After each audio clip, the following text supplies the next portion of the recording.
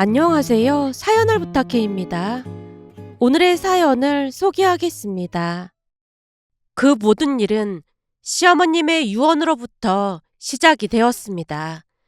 병원에서 암이라는 판정을 받은 뒤 시어머님이 우리 부부와 서방님 부부를 불러 말씀하셨어요. 이 집은 너희 아버지랑 내가 평생을 함께 해왔던 곳이야. 내가 세상을 떠난다고 해도 절대 이 집만큼은 팔지 말고 가끔 내려와서 우리를 추억해줬으면 좋겠구나. 옥상에서 바라보는 바다도 참 좋잖니. 그래서 말인데 이 집만큼은 첫째 니들이 잘 관리해줬으면 좋겠다. 여기를 잘 고치면 별장으로 쓰게 해도 좋을 거야. 어머님, 치료 잘 받으실 생각을 하셔야지. 무슨 그런 말씀을 하세요. 그런 제 말에 시어머님이 고개를 저으며 말씀하셨어요. 내 몸은 내가 잘 알아. 얼마 남지 않았어. 지금 내가 하는 말은 유언이라고 봐도 무방하니까 명심해라. 이 집은 첫째 니들 집이야. 내 말 무슨 말인지 알겠니? 둘째 니들도 알아들었지? 그 말에 서방님과 동서가 조용히 고개를 끄덕였습니다. 평소 자식들 간에 차별을 두지 않으셨던 시어머님이 장남인 우리에게만 집을 남겨주신다는 게 조금 의아하긴 했지만 그때는 일단 알겠습니다라고 대답할 수밖에 없었는데요. 그날 분위기가 사뭇 진지했거든요. 시간이 흘러 시어머님은 결국 우리 곁을 떠나셨습니다. 이별 앞에서 우리는 모두 목 놓아 울며 슬픔을 감당해야 했습니다. 시어머님은 단 한 번도 시집살이를 시킨 적이 없다고 할 정도로 좋은 분이셨어요. 그러다 보니 자주 시댁에 가서 시간을 보냈고 더욱 정이 들 수밖에 없었습니다. 그렇게 슬픔 속에 장례식을 치른 후 얼마 지나지 않아 시어머님의 유품을 정리하기 위해 온 가족이 시댁에 모였어요. 그 자리에서 서방님이 먼저 말을 꺼냈습니다. 여기는 언제 봐도 경치가 참 좋네요. 엄마가 얘기한 것처럼 여기를 별장처럼 이용하면 정말 좋을 것 같아요. 두 분이 잘 관리해 주세요. 그렇잖아도 그 문제에 대해 논의하고 싶었어. 집값이 얼마 안 하긴 하지만 그래도 2억 정도는 한다고 하더라고. 그래서 말인데 반반 나누는 게 좋을 것 같아. 남편의 말에 서방님이 눈을 동그랗게 뜨며 되물었습니다. 엄마가 이 집은 형한테 준다고 했잖아. 남편이 고개를 저으며 대답했습니다. 그래도 유산으로 남기신 건데 우리만 가져가는 건 아니라고 생각해. 형수랑도 상의 끝에 내린 결론이야. 반반 나눠야 공평하지. 그럼 집을 팔아서 나누겠다는 거야? 엄마 유언도 있는데 그건 좀 아닌 것 같은데. 집을 팔겠다는 건 아니야. 대신 현재 시세를 확인해서 절반에 해당되는 금액을 나눠줄게. 그래도 그건 좀 아닌 것 같은데. 서방님이 망설이며 말끝을 흐리자 옆에서 듣고 있던 동서가 입을 열었어요. 여보, 아주버님 말이 맞는 거야. 요즘 세상에 장남이라고 유산을 다 가져가는 법이 어딨어? 이제 어머님도 안 계신데 아주버님이랑 형님이 이 집안의 윗사람이잖아. 그러니까 우리는 그냥 아주버님이랑 형님 뜻에 따르도록 하자. 그래도 그건 좀 아닌데. 서방님이 어물쩡거리자 동서가 단호한 눈빛으로 쏘아보며 말했어요. 글쎄 동생은 형님 말씀 잘 들어야 한다니까. 결국 서방님도 더 이상 아무 말도 하지 못한 채 고개를 끄덕였습니다. 그날 서방님의 얼굴이 어두워 보였던 것이 기억에 남았지만 딱히 신경 쓰지 않았고 얼마 뒤 우리는 약속대로 집값의 절반을 서방님 부부에게 나눠줬어요. 엄청나게 큰 금액은 아니었지만 유산 문제로 인한 다툼이 얼마나 많은지 잘 알고 있었기에 그게 당연하다고 생각했으니까요. 그렇게 시간이 흘러 시어머님 기일날이 다가왔고 간단하게 제사를 지내기로 했습니다. 물론 시어머님이 돌아가시기 전에 굳이 제사를 지낼 필요가 없다며 당부를 하시긴 했지만 남편과 함께 간단하게라도 제사를 지내기로 했는데요. 거창한 제사상이 아니라 시어머님이 좋아하시던 음식들로만 준비했어요. 나물, 전, 과일, 그리고 몇 가지 찬들로 차려진 소박한 상이었지만 우리는 진심을 담아 제사를 올렸습니다. 제사 후에는 가족들이 모여 간단히 식사도 했고요. 그런데 제사에 참석했던 동서가 갑자기 불만 섞인 목소리로 말을 꺼냈습니다. 형님, 아무리 어머님이 좋아하시던 음식으로만 차렸다지만 너무 나물 위주인 거 아니에요? 다음번에는 전을 좀 더 많이 부쳐주세요. 육전도 맛있던데 그것도 하지 그러셨어요. 원래 제사 지내고 나면 음식 싸주는 게 관례라고 하던데 같이 식사하고 나면 가져갈 게 없잖아요. 그 순간 분위기가 싸늘해졌고 서방님이 당황한 얼굴로 동서를 나무랐습니다. 여보, 제사 음식 거들지도 않았으면서 그런 말이 어딨어. 서방님의 말에 잠시 조용해지나 싶었지만 동서가 다시 입을 열었어요. 당신이 몰라서 그러나 본데 원래 제사는 장남이 지내는 거잖아. 그러니까 형님이 좀 더 신경 써서 준비하는 게 맞는 거지.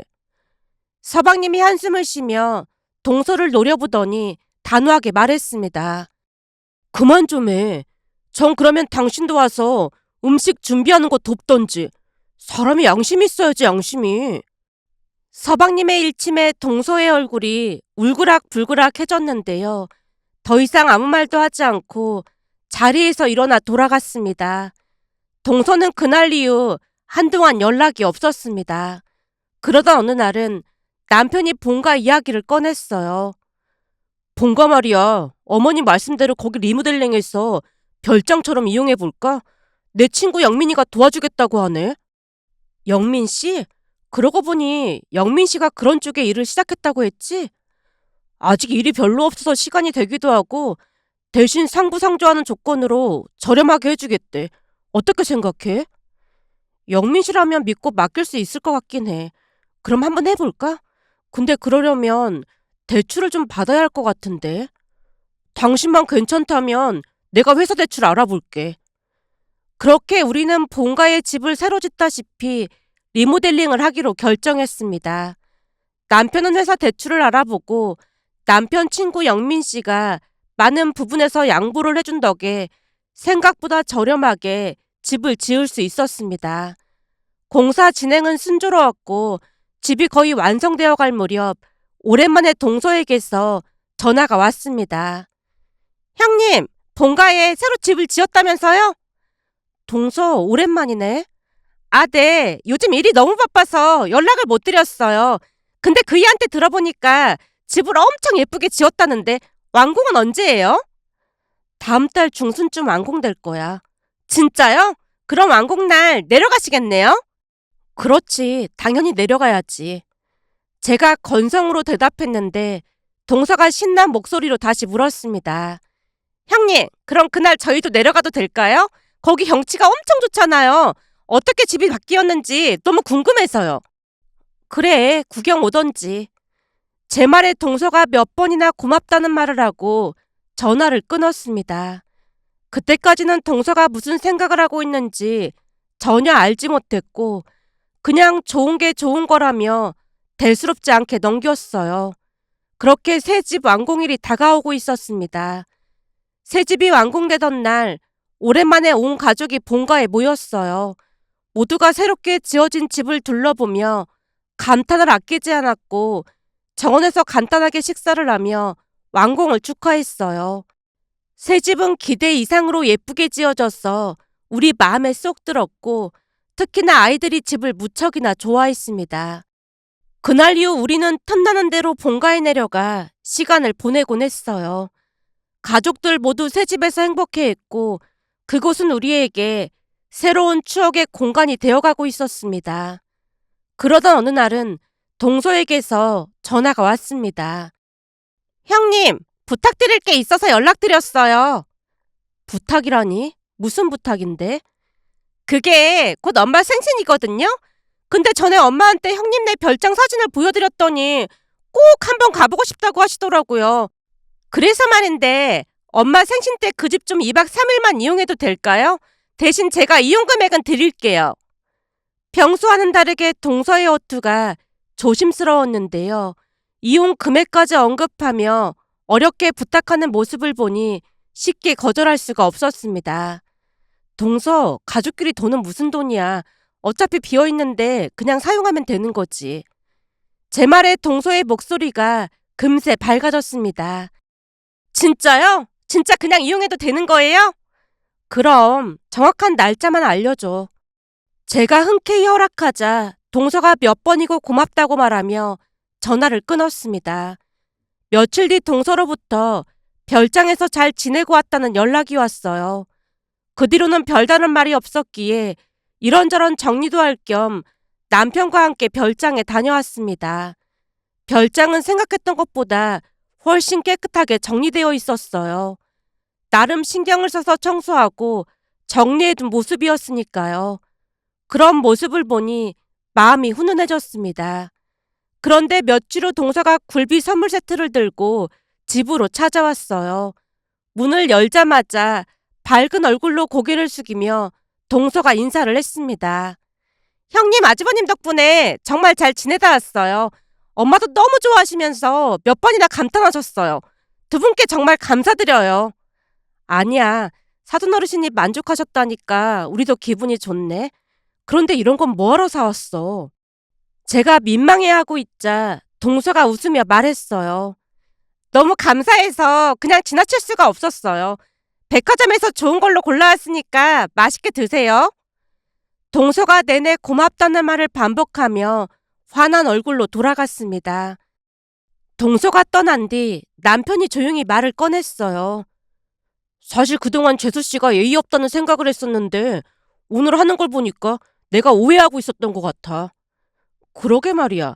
나도 그동안 오해를 했던 것 같아서 미안한 기분까지 드네. 그날 우리는 그동안 동서에 대해 가지고 있었던 편견들을 다시 돌아보게 되었습니다. 하지만 얼마 지나지 않아 믿기지 않는 일이 일어났어요. 황당한 사건이 터진 날은 평범한 금요일 밤이었습니다. 아이들과 함께 여유로운 시간을 보낼 생각에 들뜬 마음으로 늦은 저녁 별장으로 향했는데요. 잠시 후 별장 문을 열고 들어선 순간 예상치 못한 상황에 모두 얼어붙어 버렸어요. 집안에는 낯선 사람들이 술에 취해 있었거든요. 우리도 그들도 서로를 보자마자 깜짝 놀라 소리를 질렀습니다. 누구세요? 우리 집에서 뭐 하시는 거예요? 제가 놀란 목소리로 외쳤더니 그쪽도 황당하다는 얼굴로 어이없어 하던 순간 더욱 엄청난 일이 일어났습니다. 그들이 무단 침입으로 우리를 경찰에 신고를 했으니까요. 그렇게 우리는 어이없게도 경찰서에 가야만 했습니다. 경찰서에서 조사를 받는 동안 우리는 그들이 동서의 친구라는 사실을 알게 되었고 동서가 우리 허락도 없이 별장을 친구에게 빌려줬다는 것도 알게 되었어요. 잠시 후 동서의 친구가 상황을 알자마자 사과 한마디 없이 사라졌고 어지러워진 집은 결국 우리가 청소해야만 했습니다. 남편이 그날 밤 서방님에게 전화를 걸어 불같이 화를 냈어요. 도대체 무슨 생각으로 이런 짓을 한 거야? 니들 때문에 경찰서까지 갔다 온 건 알고 있어? 상황을 듣고 난 뒤 서방님이 연신 사과만 했습니다. 형, 미안해. 앞으로 절대 이런 일 없게 할게. 진짜 미안해. 그렇게 사건이 마무리되는 듯 했지만 진짜 문제는 이틀 뒤 찾아왔습니다. 일요일 밤에 동서와 서방님이 서울 집으로 찾아왔거든요. 그런데 동서가 오히려 기가 막힌 태도로 불만을 쏟아냈습니다. 형님, 아주버님, 진짜 너무하신 거 아니에요? 동서, 지금 우리 보고 너무하다고 했어? 동서가 허락도 없이 별장을 빌려줘서 우리가 경찰서까지 갔다 온 건 알고 하는 소리야? 그러자 동서가 볼멘 소리로 대꾸했어요. 그렇게 저한테 미리 연락이라도 하고 내려가셨으면 이런 일 없었잖아요. 갑자기 내려가시니까 일이 생긴 거잖아요. 그 순간 우리는 말문이 막혔습니다. 동서의 말이 도저히 상식적으로 이해가 되지 않았거든요. 그 별장이 동서 거도 아닌데 그걸 지금 말이라고 하는 거야? 제가 어이없다는 표정으로 물었더니 동서가 정말이지 기가 막힌 말을 꺼냈습니다. 그게 왜 형님 거예요? 어머니 거지. 당신 지금 그게 무슨 소리야? 어머니 돌아가시면서 다 정리된 건데 대체 그게 무슨 말이야? 그때 당신이 우겨서 집값도 절반이나 받았잖아. 그렇긴 한데 가족끼리 너무 냉정하게 구는 것 같아서 하는 말이에요. 어차피 비어있는지 같이 좀 이용하면 좋잖아요. 그 말에 남편이 단호히 대답했습니다. 앞으로 두 번 다시 우리 별장 이용하지 마세요. 이번 일은 그냥 넘어갔지만 앞으로는 절대 그냥 못 넘어갑니다. 남편이 서방님과 동서를 내보내며 다시는 별장에 대한 이야기를 꺼내지 말라고 경고했습니다. 그들이 떠나고 난 뒤 남편이 고개를 저으며 말했어요. 보니까 그동안 간을 보고 있었던 거야. 간을 보다니? 그게 무슨 말이야? 우리가 계속 호의를 베풀었잖아. 그러다 보니까 만만하게 본 거야. 자기들 맘대로 해도 우리가 그냥 넘어갈 거라고 생각한 거지. 당장 별장 비밀번호부터 바꿔야겠어. 그날 밤 우리는 별장 비밀번호를 새로 설정하며 마음을 다잡았습니다. 가족 간의 호의를 이용한 동서의 행동에 크게 실망했고 앞으로는 별장 관리를 철저히 하기로 결심했어요. 좋은 게 좋은 거라는 말이 더 이상은 통하지 않는다는 것을 깨달은 날이었으니까요. 바쁜 회사 일로 몇 달간 별장에 가지 못한 우리 가족은 어느 날 친정 가족들과 함께 별장으로 향했습니다. 별장에 도착해 문을 열려고 했는데 예상치 못한 광경에 심장이 철렁 내려앉았어요. 도어락 비밀번호가 바뀌어 있었거든요. 비밀번호가 왜 바뀌었지? 어찌나 놀랐던지 발만 동동 구르며 멍하니 서 있던 중 남편이 다급한 목소리로 말했어요. 혹시 모르니까 재수 씨한테 연락해봐. 비밀번호가 바뀌었는데 동서한테 연락은 왜 해? 제가 반문하자 남편이 단호하게 대답했습니다. 비밀번호를 바꿀 사람이 누가 있겠어? 내가 볼 때는 재수 씨 짓이 분명하니까 얼른 전화해봐. 혹시나 하는 마음에 동서에게 전화를 걸었습니다. 동서, 혹시나 해서 물어보는 건데 동서가 별장 비밀번호 바꿨어? 동서가 잠시 침묵하더니 되물었습니다. 형님, 지금 별장 내려가신 거예요? 별장 비밀번호 동서가 바꿨냐고. 제 목소리가 점점 높아졌고 동서의 목소리에서 당황해하는 기색이 느껴졌어요. 그 모습에 제가 다그치자 동서가 충격적인 말을 했습니다. 아니 그게 사실은 제가 지인들한테 돈을 받고 펜션처럼 대여를 해주고 있었거든요. 그런데 두 분이 비밀번호를 바꾸는 바람에 어쩔 수 없이 열쇠 수리공 불러서 비밀번호 바꾸게 됐어요. 뭐라고? 지금 무슨 소리를 하는 거야? 제 목소리가 떨리고 있었는데요. 동서의 말은 상식적으로 이해할 수 없는 수준이었거든요. 그 와중에도 동서가 아무런 죄책감 없는 목소리로 말을 이어갔습니다.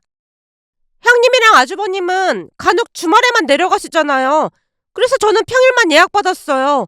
바뀐 비밀번호 바로 알려드릴게요. 그러기 전에 비밀번호 물어봤을 때 바로 알려줬으면 좋았잖아요.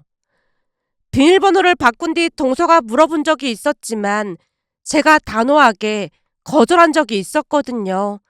결국 말문이 막혀 아무 말도 못하고 있자 남편이 제 휴대폰을 빼앗아 들고는 동서에게 소리쳤습니다. 재수씨, 지금 제정신입니까? 하지만 동서가 더욱 뻔뻔하게 대꾸했습니다. 내내 놀릴 바에는 그게 낫잖아요. 대여해서 번 돈 절반 드릴게요. 그럼 된 거죠? 그러니까 너무 화내지 마세요. 동서의 태도에 남편이 참지 못하고 전화를 끊어버렸습니다. 곧바로 서방님에게 전화를 걸어 불같이 화를 냈고 서방님이 연신 사과했지만 남편의 분노는 쉽게 가라앉지 않았어요. 지금 이건 가족이고 먹으를 떠나서 명백한 불법이야. 너도 알지? 경고하는데 한 번만 더 여기 내려왔다가는 바로 경찰에 신고할 거니까 그런 줄 알아. 나 분명히 경고했다. 서방님이 어쩔 줄 몰라 하며 싹싹 빌었지만 남편은 단호했습니다. 그날 이후 우리는 별장을 더욱 철저히 관리하기로 했습니다. 외부인 출입을 철저히 확인하기 위해 CCTV까지 설치했어요. 가족이라는 이유로 내린 호의가 얼마나 큰 문제를 불러일으킬 수 있는지 다시금 깨닫는 순간이었습니다. 별장 문제로 한 차례 큰 갈등을 겪은 뒤 우리는 관리에 더욱 신경을 쓰기로 했어요. 평소 시어머님과 친하게 지내셨던 옆집 어르신께 관리비 명목으로 돈을 챙겨드리며 누군가 별장을 찾으면 즉시 연락을 달라고 부탁도 드렸습니다. 어르신이 흔쾌히 도와주겠다고 하셨고 덕분에 우리는 한결 마음이 놓였어요. 그런데 얼마 뒤 어르신에게서 연락이 왔습니다. 누군가 별장에 들어가는 것 같아. 사람도 많고 좀 이상하네. 황급히 CCTV를 확인한 우리는 경악할 수밖에 없었습니다. 화면 속에 동서를 포함해 무려 5명 이상의 사람들이 서 있는 모습이 보였거든요. 이번에도 열쇠 수리공을 불렀는지 다시 한번 별장 침입을 시도하고 있었습니다. 더 이상 묵과할 수 없는 상황이라는 결론에 도달한 우리는 이번에는 단호한 조치를 취하기로 했고 결국 우리는 동서를 경찰에 신고했습니다. 가족 간의 일이었지만 법적으로 처리하지 않고는 문제를 바로잡을 수 없다고 판단했으니까요. 동서는 경찰 조사를 받게 되었고 얼마 지나지 않아 제게 전화를 걸어온 동서가 온갖 원망을 퍼부었습니다. 가족을 경찰에 신고하는 개 같은 경우가 어딨어요? 형님 진짜 제정신이에요? 세상이 아무리 미쳐 돌아간다고 해도 이게 말이 되는 일이냐고요. 동서의 거친 말에도 저는 흔들리지 않았고 단호한 목소리로 대답했어요. 그건 동서가 할 소리가 아니라 내가 할 소리야. 그 정도면 우리도 참을 만큼 참은 거야. 선은 우리가 넘은 게 아니고 동서가 넘은 거잖아. 이젠 가족이고 뭐고 다 필요 없으니까 그렇게 알아. 남편도 분노를 참지 못하고 동서를 차단했고 서방님과도 연락을 끊었어요. 그 뒤로는 완전히 단절된 채 지냈습니다. 그 사건으로 인해 우리는 한동안 서방님과도 거리를 두고 있었지만 1년이 지난 어느 날 서방님이 혼자 집에 찾아왔습니다. 처음에는 남편이 화난 목소리로 돌아가라고 소리쳤지만 서방님의 목소리가 어딘가 이상해 보였어요. 결국 제가 문을 열어줬고 서방님이 놀라운 이야기를 꺼냈습니다. 사실은 우리 이혼했습니다. 이혼이라니요? 설마 그때 별장일 때문에 이혼한 거예요? 서방님의 말에 놀라 입을 다물지 못했는데요. 서방님이 고개를 저으며 말했습니다. 아닙니다. 그것 때문에 그런 건 아니고 전처가 바람을 피웠어요. 네? 바람이요? 네, 이미 남자가 있었더라고요. 어쩐지 아이를 안 낳겠다고 할 때부터 이상하긴 했습니다. 들어보니까 저한테 더 이상 돈 나올 구석이 없다 보니까 다른 물줄을 찾은 것 같아요. 돈 나올 구석이라니요? 그건 또 무슨 말이에요? 제가 뚫어져라 바라보자 서방님이 기막힌 말을 이어갔습니다. 사실은 어머니 살아계셨을 때 전처가 저랑 산다 못 산다 하면서 어머니께 돈을 많이 받아갔습니다. 어머님이 돈이 그렇게 많으셨던 거예요? 전에 일하기 힘들다고 밭이랑 논 판다고 하셨잖아요. 그거 판 돈 전부를 저희한테 주셨어요. 대신 어머니가 형에게 집을 물려주겠다고 하시면서 그건 절대 건들지 말라고 신신당부를 하셨고요. 그래서 우리한테 집을 남겨주신다고 하셨던 거예요? 네, 정말 죄송합니다. 그래서 그 돈 갚으러 왔습니다. 그 돈을 갚다니요? 돈이 어디서 나서요? 이혼하면서 소송까지 했습니다. 전처가 한 푼도 못 준다고 했지만 상간남 소송까지 진행해서 받아낼 건 전부 다 받아냈습니다. 그래서 그 돈을 돌려드리려고 왔어요. 그럼 어머니께서 주셨던 돈 전부 되찾은 거예요? 네. 전처가 다른 문제로 심각하게 얽혀있는 것도 있어서 어쩔 수 없이 돈을 전부 돌려줬습니다. 서방님 말을 들으며 우리는 할 말을 잃었는데요. 그동안 서방님이 얼마나 치를 떨었을지 상상이 되었습니다. 사실 몸도 약하고 키도 작은 서방님이 결혼했을 때 시어머님이 전 동서에게 많이 고마워했어요. 지금 돌이켜보면 전 동서가 그 상황을 이용했던 것 같다는 생각이 들었습니다.